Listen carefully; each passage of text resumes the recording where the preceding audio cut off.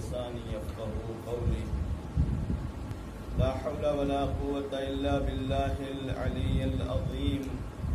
أعوذ بالله السميع العليم من الشيطان اللعين الرجيم. بسم الله الرحمن الرحيم. الحمد لله رب العالمين والصلاة والسلام على أشرف الأنبياء والمرسلين خاتم النبيين مولانا ومولى الثقلين جد الحسن والحسين بالقاسم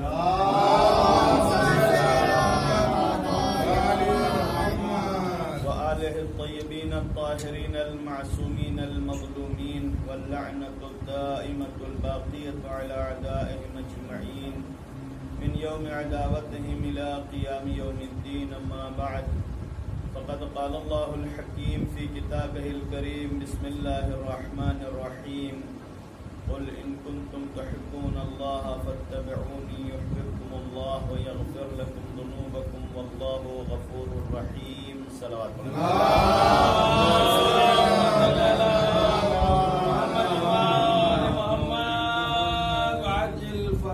پروردگار عالم سورہ مبارک آل عمران کی 21ویں آیت میں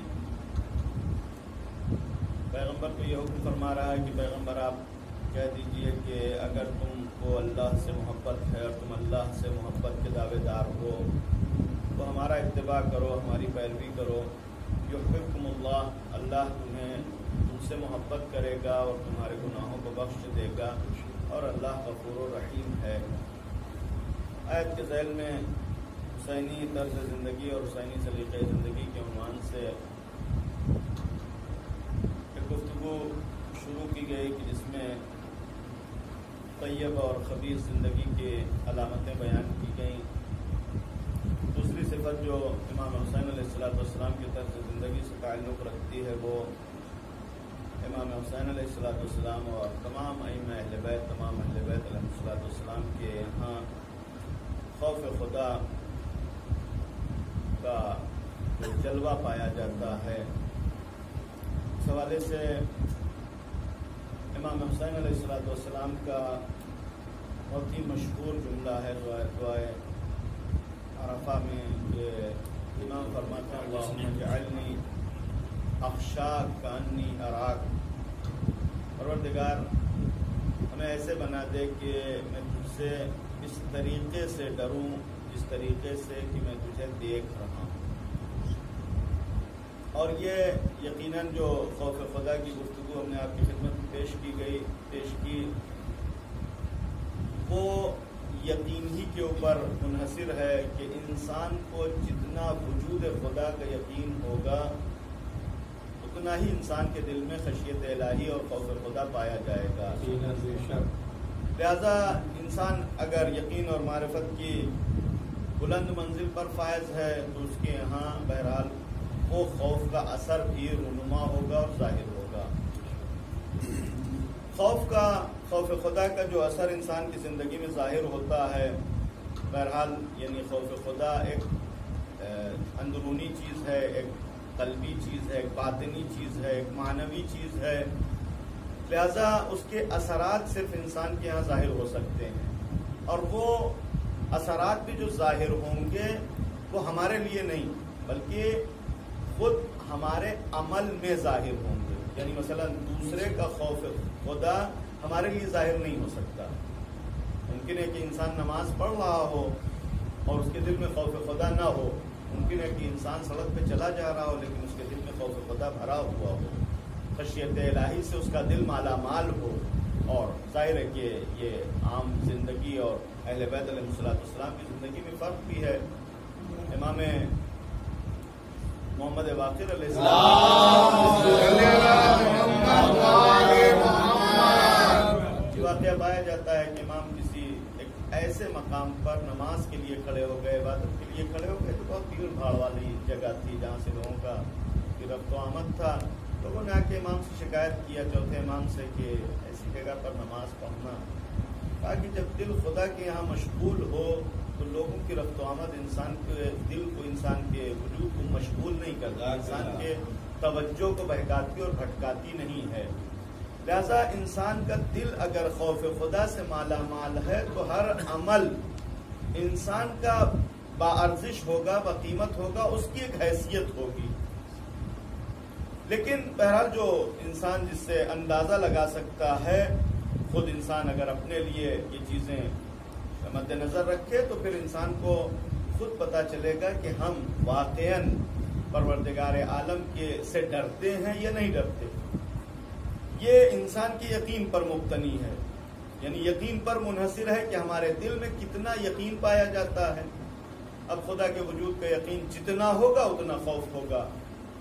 اگر ہم صرف اور صرف مسجد میں خدا کو سمجھتے ہیں، یعنی خدا مسجد میں رہتا ہے، تو ظاہر ہے کہ مسجد میں خدا سے ڈریں گے، مسجد کے باہر ہمیں کوئی ڈرا نہیں سکتا خدا سے. یا مثلا کسی خاص مقام پر، کسی مقدس جگہ پر پہنچ جاتے ہیں، وہاں پر ہمارا ایک مزاج دینی بن جاتا ہے، اور وہاں سے نکل آئیں تو وہی مزاج ہمارا تبدیل ہو جایا کرتا ہے. یہ جو جگہ جگہ تبدیل ہو جاتا ہے، اس کا مطلب دل میں خوف خدا نہیں پایا جاتا ہے، بلکہ باہر خوف خدا پایا جاتا ہے کہ جس کو ہم کہیں پہنچ کر اپنے دل میں بسا لیا کرتے ہیں، اور جب اس جگہ سے ہٹ جاتے ہیں تو اس کو دل سے باہر نکال دیا کرتے ہیں. یہ بہرحال خوف خدا کہے جانے کے لائق ہے بھی نہیں. خوف خدا کیا ہے؟ ایک شخص ایک جگہ سے گزر رہا تھا، دیکھا ایک چرواہا ہے، جانور چرا رہا ہے. اسے پوچھا کہ بھائی ہمیں ایک گوسفند خریدنا ہے، تم بیچ دو. کہنے لگا کہ ہم مالک نہیں ہیں، ہم چرواہا ہیں، ہم لیبر ہیں، ہم مزدور ہیں، ہم اپنے مالک کی یہ بھیڑیں چراتے ہیں اور اس سے مزدوری وصول کرتے ہیں، ہماری نہیں ہے، لہذا ہم بیچ نہیں سکتے. سامنے والے نے اس کو مشورہ دیا کہ ایسا کرو، پیسہ ہم سے لے لو اور بھیڑ ہم کو دے دو. مالک سے جا کے بتا دینا کہ جانور کو مثلا بھیڑیا کھا گیا، غائب ہو گیا، کہیں چلا گیا. اس نے کہا کہ اگر ہم یہ کام کر دیں تو مالک کو پتا تو نہیں چلے گا، لیکن خدا تو ہے یا نہیں؟ ہم کو صرف اپنے مالک کے پاس جواب نہیں دینا ہے، بلکہ ہم کو وہاں پر بھی جا کے جواب دینا ہے، اور جہاں پر فائنلی جواب دینا ہے وہ خدا ہم کو دیکھ رہا. مولا کائنات ارشاد فرماتے ہیں کہ اتقوا معاصی اللہ فی الخلوات، تنہائیوں میں خدا کی نافرمانی سے پرہیز کرو. تنہائیوں میں الگ خدا کی نافرمانی سے پرہیز کرو. فإن الشاہد هو الحاکم، اس لیے کہ تمہارا خیال یہ ہے کہ کوئی دیکھ نہیں رہا ہے. جس کو اس بات کا حکم لگانا ہے، جس کو اس بات کا فیصلہ کرنا ہے کہ تم گنہگار ہو یا پاکیزہ ہو، وہی یہاں گواہ ہے، یعنی وہی دیکھ رہا ہے. اس خلوت میں تمہیں دیکھنے والا وہی ہے کہ جو حکم کرنے والا ہے، یعنی وہ تمہیں یہاں دیکھ رہا ہے کہ جس کے ہاتھ میں سارا اختیار ہے. تو پھر چھپ کس سے رہے؟ یعنی اگر چھپنا ہے تو خدا کے سے چھپو. امام حسین علیہ السلام کا وہ مشہور جملہ ہے کہ ایک شخص آتا ہے امام کی بارگاہ میں اور کہنے لگا کہ مثلا گناہ کے عادی ہو گئے اور گناہ چھوٹتا نہیں. امام نے کہا کہ کوئی ضرورت نہیں گناہ چھوڑنے کی، جتنا دل چاہے گناہ کرو، بس تھوڑا سا احتیاط کیا کرو. احتیاط کیا ہے کہ خدا کا رزق کھانا چھوڑ دو، جتنا چاہو گناہ کرو. خدا کی مملکت سے باہر چلے جاؤ، جتنا چاہے گناہ کرو. اب انسان متوجہ ہوتا ہے ان تمام چیزوں کو سننے کے بعد کہ نہیں، نہ خدا کا رزق کھانا چھوڑ سکتے ہیں، نہ خدا کی مملکت سے باہر جا سکتے ہیں. دنیا میں کہیں بھی چلے جائیں گے مملکت الہی ہے، کچھ بھی کھائیں گے رزق خدا ہے. لہذا جب تک مملکت الہی میں رہ رہے ہیں، رزق خدا کھا رہے ہیں، گناہوں سے پرہیز کرنا پڑے گا. ایک صلوات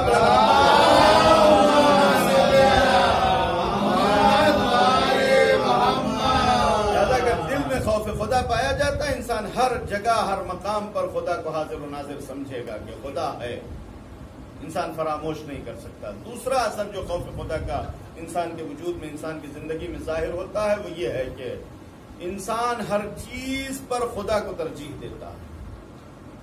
سورہ مبارکہ توبہ کی آیت ہے کہ جس میں پروردگار عالم نے اعلان فرمایا کہ قل ان کان آباؤکم وابناؤکم وعشیرتکم وتجارت تخشون کسادها، اور تمہارے ماں باپ، تمہاری اولاد، تمہاری تجارت، تمہارا گھر خاندان، یہ ساری چیزیں اگر تمہاری نظر میں اللہ اور اللہ کے رسول سے زیادہ محبوب ہیں تو تمہیں عذاب کی بشارت ہے، یعنی پھر تمہارے اوپر عذاب ہونے والا. یہ تمام چیزیں وہ ہیں کہ جو اللہ اور اللہ کے رسول کے بعد ہیں۔ اگر انسان ان چیزوں کو اللہ اور اللہ کے رسول پر ترجیح دے، اللہ اور اللہ کے رسول کے آگے رکھے، تو اس کا مطلب یہ ہے کہ ابھی اللہ والا ہوا نہیں، اس کے دل میں خوف خدا نہیں پایا جاتا، اس نے خدا کو ابھی حاضر و ناظر سمجھا نہیں ہے، اس نے خدا کی ابھی ویسے قدر نہیں کی ہے کہ جیسے پروردگار عالم کی قدر کرنا چاہیے۔ یعنی خدا کا مقام کوئی انسان معین کر سکتا ہے کہ مثلا ایک سلسلہ ہم بنائیں اور اس کے بعد کہیں کہ یہ دوسرے تیسرے یا آخری نمبر پر خدا ہے؟ نہیں، خدا جہاں ہے اس مقام پر کوئی بھی نہیں۔ لہذا انسان کے دل میں اگر خوف خدا پایا جاتا ہے تو زندگی کا کوئی امور ہو، حتیٰ خود زندگی کو بھی خدا پر ترجیح نہیں دیتا، بلکہ سب کچھ خدا سے نیچے۔ ایک شخص پیغمبر کی خدمت میں آیا، غالباً بچہ تھا چھوٹا، پیغمبر نے اس سے سوال کرنا شروع کیا کہ یہ بتاؤ کہ تم اپنے ابا کو زیادہ پسند کر چاہتے ہو یا ہم کو؟ کہا یا رسول اللہ آپ کو۔ کہا اپنی ماں کو زیادہ چاہتے ہو کہ ہم کو؟ کہا کہ یا رسول اللہ آپ کو۔ کہا مثلا خود کو زیادہ پسند کرتے ہو یا ہم کو؟ کہا کہ یا رسول اللہ آپ کو۔ پیغمبر نے پوچھا کہ اچھا آپ کو زیادہ پسند کرتے ہو یا خدا کو؟ کہا کہ یا رسول اللہ آپ سے بھی محبت خدا کی وجہ سے، یعنی اگر ہم آپ سے محبت کرتے ہیں تو خدا کے لیے محبت کرتے ہیں، لہذا آپ کا مقام خدا کے بعد ہوگا۔ باقی ساری چیزیں آپ کے اوپر قربان کی جا سکتی ہیں لیکن خدا نہیں، وہ آپ کی ذات سے بڑا ہوگا۔ تیسرا اثر جو انسان کے وجود میں ظاہر ہوتا ہے، انسان کی زندگی میں ظاہر ہوتا ہے، وہ یہ کہ انسان متعہد بنتا ہے۔ متعہد انسان ہر چیز میں پابندی دکھاتا ہے، قانون خدا کی پابندی۔ یہ جو دین کا مکمل سلسلہ ہے، آپ دیکھیں کہ پروردگار عالم نے بہرحال کچھ مختصر سزائیں ہیں کہ جو اسلامی حدود اور تعزیرات کے نام سے دنیا میں رکھی گئی۔ کوئی چوری کرے گا ہاتھ کاٹ لیا جائے گا، لیکن کب کاٹا جائے گا؟ جب پکڑا جائے گا تبھی تو۔ کوئی مثلا نعوذ باللہ فلاں گناہ کرے گا، اس کو 80 کوڑے لگائے جائیں گے۔ کوئی جھوٹی گواہی دے گا، اس کو 80 کوڑے لگائے جائیں گے۔ کوئی مثلا غلط کام کرے گا، 100 کوڑے لگائے جائیں گے۔ تب جب پکڑا جائے گا تب تو۔ لیکن یہ ساری سزائیں وہ ہیں کہ جو آخرت کی سزاؤں کو ٹالیں گی نہیں۔ آخرت کی سزا صرف اور صرف اس وقت ٹالی جائے گی کہ جب ہم پشیمان ہوں گے، توبہ کریں گے۔ یعنی خدا اگر معاف کرے گا تب تو ٹھیک ہے۔ اب دوسری طرف آئے مرحلہ، ممکن ہے کہ ایک انسان دنیا میں گناہ کرے، چوری کرے، چوری کے بعد ہاتھ کاٹ دیا جائے، اب ہم زندگی بھر اس کو چور سمجھتے رہے، ہم اس کو تانا دیتے رہے، ہم اس کو چڑھاتے رہے چور چور کہہ کے، لیکن حقیقی طور پر اس نے خدا کی بارگاہ میں توبہ کیا اور خدا نے اس کو وقت دیا، تو اس کی تو چوری بھی معاف ہو گئی، اس کا گناہ بھی معاف ہو گیا، اور اس کے چکر میں ہم گئے۔ لہذا پروردگار عالم نے اگر حدود رکھی ہے تو صرف اور صرف جرائم کو کنٹرول کرنے کے لیے، اور عام طور سے حدود وہ ہیں کہ جو صرف اس لیے نہیں ہے کہ اس انسان کو ایک نقصان پہنچایا جا سکے، بلکہ حدود اس لیے ہیں تاکہ دوسروں کے لیے یہ عبرت بن سکے۔ اسی لیے تمام حدود وہ ہیں کہ جن کو ملأ عام میں جاری کیا جائے گا۔ چور نے چوری کیا ہے، انگلیاں کاٹنا ہے، لے جا کے کسی کونے کنارے میں کاٹ کے چلے ہیں، آپریشن کرتے ہیں ہاسپٹل میں لے جا کے، نہیں، ملأ عام میں لا کے کاٹا جائے گا، لوگ دیکھیں۔ پھانسی دینا ہے ملأ عام میں لا کے، موت نہیں دینا ہے کہ مار دینا ہے، چلو کہیں پر بھی لے جا کے شوٹ کر دیں، گولی مار دیں، نہیں، پھانسی دینا ہے، لا کے چوراہے پر پھانسی دی جائے گی تاکہ لوگ دیکھیں کہ ہاں یہ سزا جاری کی جا رہی ہے۔ لیکن کسی ایک کے لیے یہ نہیں کہا جا سکتا کہ اگر اس دنیا میں پھانسی دی گئی تو اب یہ بخشا نہیں جائے گا، نہیں، ممکن ہے کہ یہ واقعی طور پر پشیمان ہو، پروردگار عالم اس دنیا کے گناہ کو، ظاہری گناہ کو اس پھانسی کی وجہ سے بخش دے، اور وہ جو حقیقت میں گناہ تھا، جو عذاب تھا، عذاب جہنم کو اس کی مغفرت کر کے، اس کی توبہ کی وجہ سے، اس کی پشیمانی کی وجہ سے ٹال دے۔ لیکن یہ ساری چیزیں، یعنی دنیا کا، چاہے یہ دنیا کا جو عذاب رکھا گیا ہے، دنیا کی جو سزا رکھی گئی ہے، یہ اس وقت انسان کے اوپر جاری ہوگی کہ جب انسان پکڑا جائے گا۔ ایک انسان بچ کے نکل گیا، کہ کامیاب کبھی اس کی چوری پکڑی نہیں گئی لہذا ہاتھ نہیں کٹا، اس کا مطلب یہ ہے کہ اس نے کوئی گناہ نہیں کیا، نہیں، سارا نظام سارا سسٹم اسی باطن پر موقوف ہے کہ وہاں جا کر حساب دینا ہے۔ اور جس انسان کے دل میں خوف خدا پایا جاتا ہے وہ یہاں کی تمام سزاؤں سے پہلے یہ سوچتا ہے کہ وہاں کیا ہونے والا ہے، اور جب انسان کی نظر میں آخرت کے جزا اور سزا ہوتی ہے تو پھر صالح اعمال بھی انسان اچھی طریقے سے ڈھنگ سے انجام دیتا ہے کہ اس کی جزا محفوظ رہ جائے، اور برے اعمال انجام دیتے وقت بھی انسان کو وہاں کی سزا یاد رہتی ہے۔ ظاہر ہے وہاں کی سزا یاد ہو تو انسان کبھی، عام طور سے جو ہمارے اعمال برباد ہو جاتے ہیں وہ صرف اس بنیاد پر کہ ہم زیادہ تر یہیں کی فکر کرتے ہیں کہ یہاں نماز پڑھیں گے۔ ہم تو کتنی عورتیں جاتے ہیں مسجد لیکن آج تک پوچھتا بھی نہیں ہے کہ آپ مسجد جاتے ہیں کہ نہیں جاتے، اس لیے چھوڑو جانے کا کیا فائدہ ہے، چھوڑ کے ہم تو مستقل نماز پڑھتے ہیں لیکن کوئی پوچھنے والا ہے؟ آج کوئی سوچتا ہے کہ ہم نمازی ہیں؟ نہیں سوچتا، اس لیے ہم چھوڑ دیتے ہیں نماز۔ نہیں، یہ نماز روزہ یہ جو کچھ بھی ہم کو کرنا ہے یہاں کے لیے نہیں کرنا ہے، کسی ایک کے لیے نہیں کرنا ہے بلکہ خدا کے لیے کرنا ہے۔ اگر انسان کی یہ نیت ہے تو انسان کے صالح اعمال محفوظ رہ جائیں گے، ورنہ وہ عمل صالح بنے گا ہی نہیں کہ محفوظ رہے یا برباد ہو جائے۔ وہ تو عمل انجام دینے سے پہلے بھی برباد تھا، انجام دینے کے بعد بھی برباد۔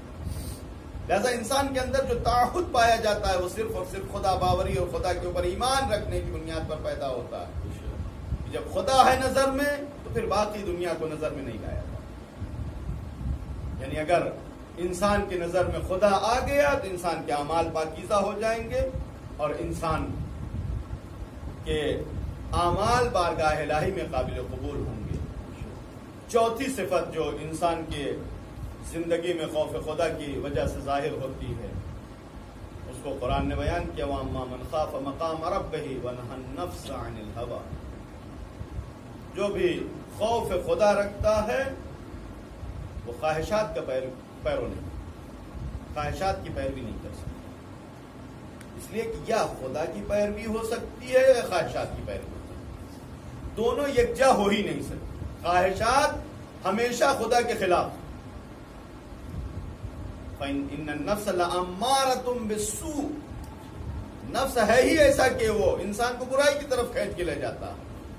لہذا نفس امارہ کا بھی انسان پیرو ہو، خدا کا بھی پیرو ہو نہیں، یا خدا کا پیرو ہوگا یا نفس امارہ کا۔ لہذا اگر انسان کوئی مقام من خاف مقام ربہ، جو خدا کا خوف رکھتا ہے، نہى النفس عن الہویٰ، اس کے یہاں یہ اثر ظاہر ہوگا کہ وہ انسان خواہشات کا پیرو نہیں، اور انسان کی زندگی سے اگر خواہشات ختم ہو جائیں تو کافی حد تک انسان کی دنیا بھی سنور جاتی ہے، آخرت۔ یہ دنیا کی تھکن خواہشات کا نتیجہ ہے، اور اس تھکن کے چکر میں نیک اعمال کا ترک کر دینا ظاہر ہے کہ خواہشات ہی کا نتیجہ ہے۔ ہم اپنی دنیا میں اتنے مشغول ہیں کہ ہمیں اچھے کاموں کا موقع ہی نہیں ملتا۔ مشغول کیوں ہیں؟ اس لیے کہ ضرورت کتنی ہے۔ ایک واقعہ نقل کیا جاتا ہے کہ بوڑھی عورت افغانستان جب سکندر اعظم پہنچا، ظاہر تاریخ نے ایسا لکھا ہے کہ کوئی افغانستان ہمیشہ سے کمزور ملک رہا تھا، بہرحال غربت تھی اس وقت بھی وہاں پر۔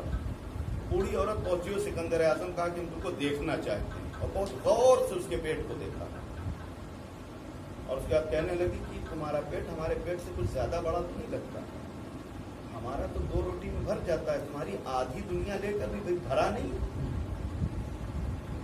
یعنی انسان کی خواہشات کبھی مکمل ہونے والی نہیں ہے۔ اگر انسان قانع ہے، قناعت پسند ہے تو 2 روٹی میں پیٹ بھر جاتا ہے، اور اگر قناعت پسند نہیں تو آدھی دنیا پر قبضہ کرنے کے باوجود انسان کی خواہش یہ ہے کہ اور مل جائے۔ لہذا انسان کو خواہشات انسان کو سکون کی نیند نہیں سونے دیتی، اور خواہشات انسان کو اس طریقے سے بدبخت کرتی ہیں۔ ایک شخص ہے جس کا نام منذر بن جارود ہے، جی عبرتناک زندگی ہے۔ جنگ جمل میں مولا کائنات کے ساتھ، مولا کائنات کے ہمراہ، مولا کائنات کے لشکر میں جنگ جمل انجام دیا اور اس کے بعد مولا کائنات نے اسے فارس کا حاکم بنا دیا. ظاہری عمل دیکھتے ہوئے فارس کا حاکم بنایا. جب یہاں پہنچا تو ظاہر ہے کہ خطہ عرب بہت زیادہ پردرآمد نہیں تھا. یہ تو تیل نکلنے کے بعد آج عرب بن گیا، ورنہ وہاں پر زراعت بھی نہیں تھی، کھیتی بھی نہیں تھی. اور اس کے مقابلے میں ایران زرخیز تھا، زراعت والی زمینیں تھیں. فارس بہت ہی زرخیز زمین ہے. یہاں پہنچنے کے بعد دنیا کی رنگینیوں نے اس کی آنکھوں کو چکا چوند کر دیا. 70,000 درہم کا غبن کر کے بیٹھ گیا. مولا کائنات نے خط لکھا، اس کو معزول کیا، بلایا، 70,000 وصول کیا، 30,000 درہم کا جرمانہ لگایا. وہ جرمانہ بھی وصول کیا، پورا 1 لاکھ. 70,000 جو غبن کیا تھا وہ. لیکن اس کے بعد مولا کائنات نے اسے زندان میں ڈال دیا. بعض افراد کی سفارش کی بنیاد پر اظہار کیا اس نے پشیمانی کا کہ ہم سے غلطی ہو گئی. مولا کائنات نے اس کی سزا کو معاف کر دیا، جیل سے نکال دیا. لیکن اس کے دل میں بہرحال خواہشات تو تھیں ہی. اب اہل بیت سے دوری اختیار کرنے لگا. انجام کہاں تک پہنچا؟ جب امام حسین علیہ السلام کے قیام کا موقع آیا ہے، امام نے جس طریقے سے جناب مسلم کو کوفے میں سفیر بنا کے بھیجا تھا. امام کے ایک صحابی ہیں کہ جن کا نام سلیمان ابن رزین، سلمان ابن رزین یا سلیمان ابن رزین، دونوں نام تاریخ نے لکھے ہیں. جناب سلیمان ابن رزین کو جناب مسلم سے پہلے بصرہ بھیجا. جناب مسلم بعد میں کوفے آئے ہیں، سلیمان ابن رزین پہلے بصرہ کے لیے روانہ ہوئے. بصرہ میں جس وقت یہ خط لے کے گئے، اور یہ خط بھی بہت ہی اہم ہے، انشاءاللہ کسی موقع پر اگر وقت ہوا تو آپ کی خدمت میں عرض کریں گے. جب سلیمان ابن رزین بصرہ خط لے کے آئے، 5 افراد کے پاس خط لے کے گیا، جس میں سے ایک منذر ابن جابر، اور یہ شخص عبید اللہ ابن زیاد کا کچھ رشتہ دار بھی ہوا کرتا تھا. غالباً اگر میں صحیح یاد ہو تو سسر ہوا کرتا تھا.